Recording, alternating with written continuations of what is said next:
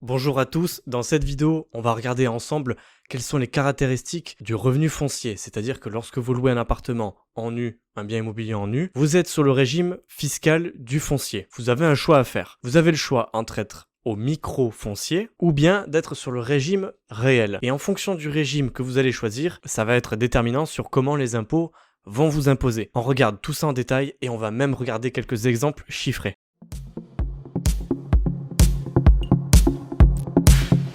Déjà, en premier lieu, il est important de comprendre un petit peu comme sur la vidéo précédente, spécialement sur les impôts et sur le revenu global. Pour ça, je vous invite à aller la regarder parce que ça va être important sur ce que je vais développer fiscalement dans cette vidéo. Vous avez le choix entre deux régimes lorsque vous êtes sur les revenus fonciers. Vous avez le choix entre le microfoncier où c'est un abattement sur la base imposable et vous avez aussi le choix de prendre le réel où là, ce sont des charges qui s'imputent sur votre revenu. Ces deux régimes fiscaux vont être utiles pour trouver la base imposable. Et une fois qu'on a la base imposable, on sait à quelle sauce on va être mangé et les loyers vont arriver sur le revenu global. Pour tout ce qui est revenu global, je vous invite à aller sur la vidéo des revenus. Outre cette différence fiscale entre les deux régimes, il y a aussi des différences juridiques, notamment sur la durée où le régime microfoncier vous permet de basculer dans le régime réel et lorsque vous choisissez le régime réel, ceci est irrévocable pendant 3 ans. Donc c'est quand même bien important à faire attention parce que si vous choisissez un régime qui ne vous convient pas, vous êtes obligé,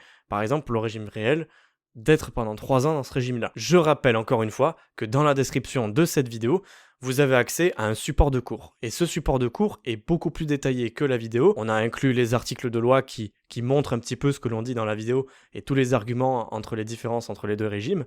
Ça vous permet de fouiller un petit peu sur internet et de vous faire une idée.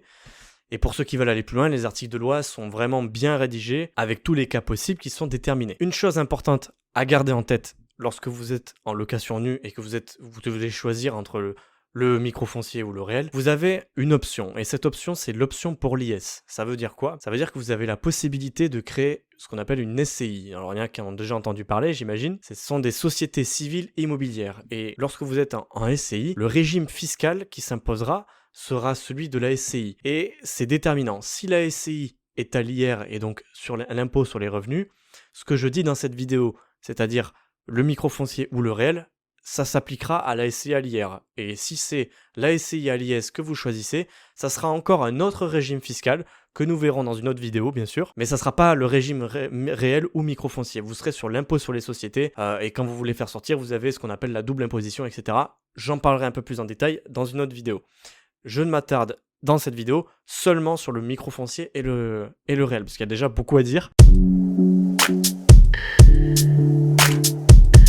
Pour faire simple, si on doit résumer fiscalement, le microfoncier, c'est un forfait, c'est un abattement. Pour trouver le montant de l'impôt que vous allez payer, vous prenez les revenus que vous allez payer, vous multipliez par 70%, parce qu'il y a une décote de 30% pour trouver la base imposable. C'est ce qu'on appelle le forfait, j'en parle assez souvent dans plusieurs vidéos. Et lorsque vous êtes en réel, au lieu que ça soit un forfait comme dans le microfoncier, ça va être simplement une déduction des charges et des dépenses que vous allez effectuer pour l'activité du revenu foncier. La subtilité intéressante qui intervient justement dans le régime du réel dans les revenus fonciers, c'est le déficit foncier. Parce que le déficit foncier vous permet de réduire votre imposition au niveau des revenus globaux. C'est-à-dire que si vous payez beaucoup d'impôts parce que vous avez des salaires élevés ou alors des loyers, etc., le régime réel vous permet de réduire vos impôts. Donc c'est là où il a justement sa valeur ajoutée et il y a quand même des petites subtilités à comprendre. On va faire un petit exemple pour que vous compreniez un exemple chiffré. Un point important que je tiens à rajouter dans cette vidéo, c'est au niveau du régime réel, au niveau des charges déductibles sur votre base imposable. Il est extrêmement important de faire la distinction avec le régime meublé. Le régime meublé, quand vous avez des dépenses sur votre activité,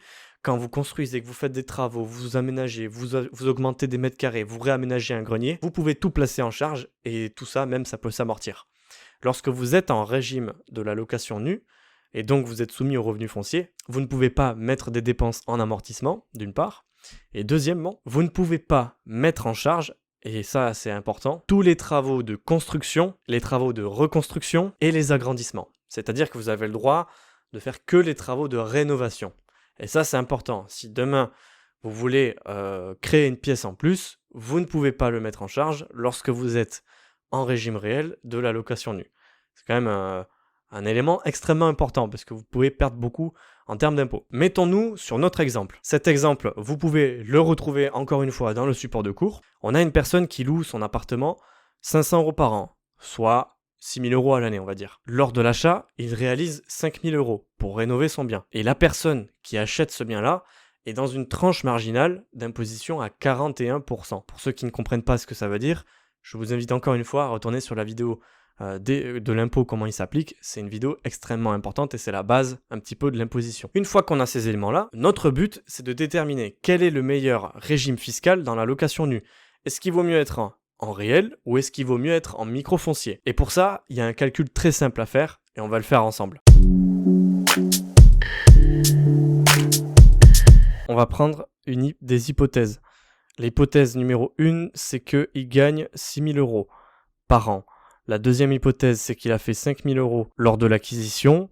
Et la troisième hypothèse, c'est qu'il a une tranche marginale de 41%. Une fois que j'ai mes hypothèses, on va calculer les impôts sur le régime du microfoncier.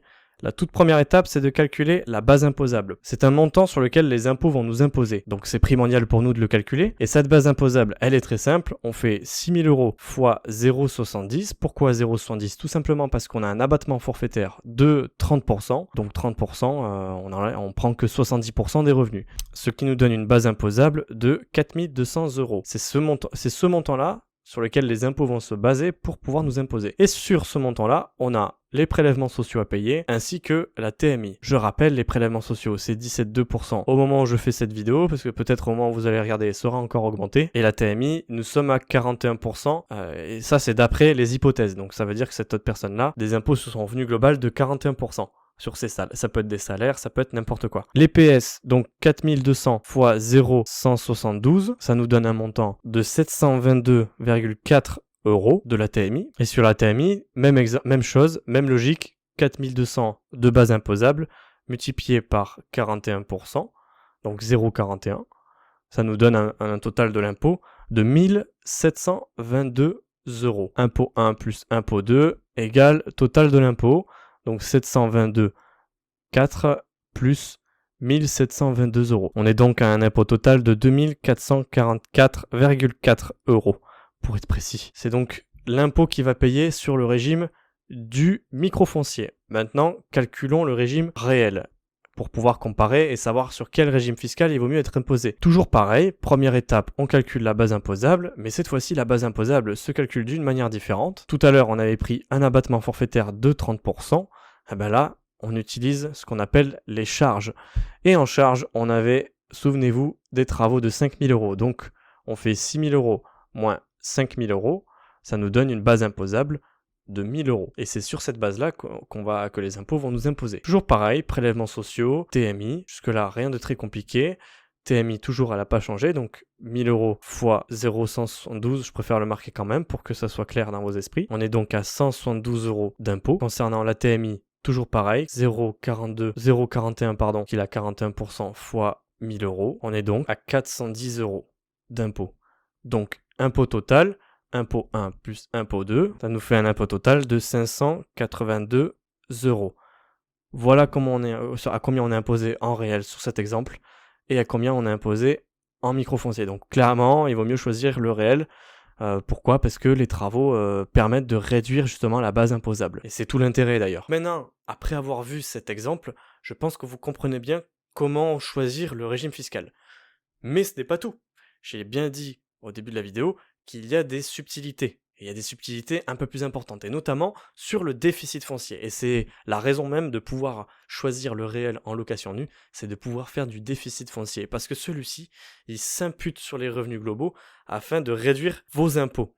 Et c'est tout l'intérêt. Et regardons ensemble comment on peut appliquer le déficit foncier à nos revenus globaux. C'est pas très compliqué, j'ai aussi pris un exemple, et vous pouvez aussi le retrouver dans le support de cours. Donc là, dans notre exemple, on a une femme qui loue un appartement en non meublé, donc en nu, et qui a un revenu annuel tiré de cet appartement de 15 000 € annuels. Pour acheter cet appartement, elle a fait un emprunt.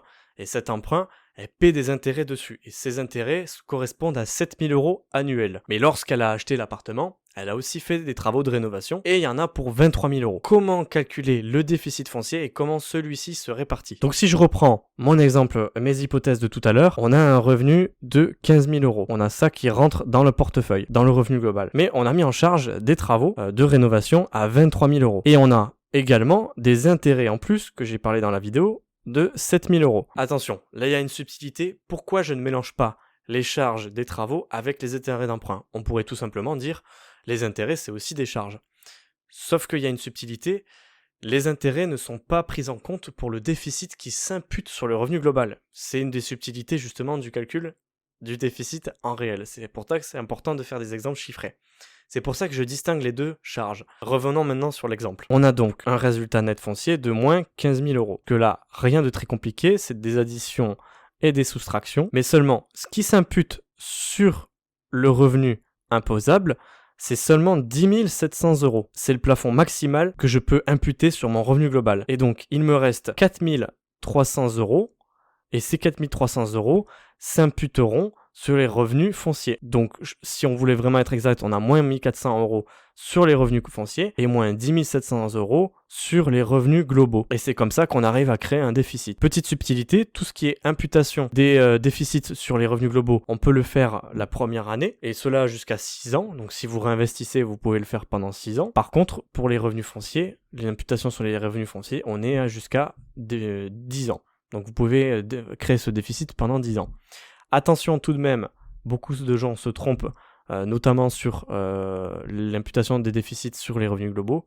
On n'est que sur la première année, parce qu'on a fait des travaux la première année. Donc ces déficits s'imputent la première année. Si vous voulez imputer ces déficits une seconde année, il va falloir soit racheter un appartement et faire des travaux de rénovation, ou simplement refaire des travaux de rénovation. Je pense qu'on a fait le tour de tous les revenus fonciers. Merci d'avoir été avec moi jusqu'à la fin de cette vidéo. Si vous souhaitez avoir un accompagnement pour optimiser votre patrimoine, ou bien simplement investir en immobilier ou en finance, nous avons mis en place un moyen de nous joindre à travers un appel stratégique pour vous accompagner dans votre projet. Et pour cela, il suffit de cliquer sur le lien qui se trouve en dessous de moi et de renseigner vos informations pour que nous puissions vous rappeler.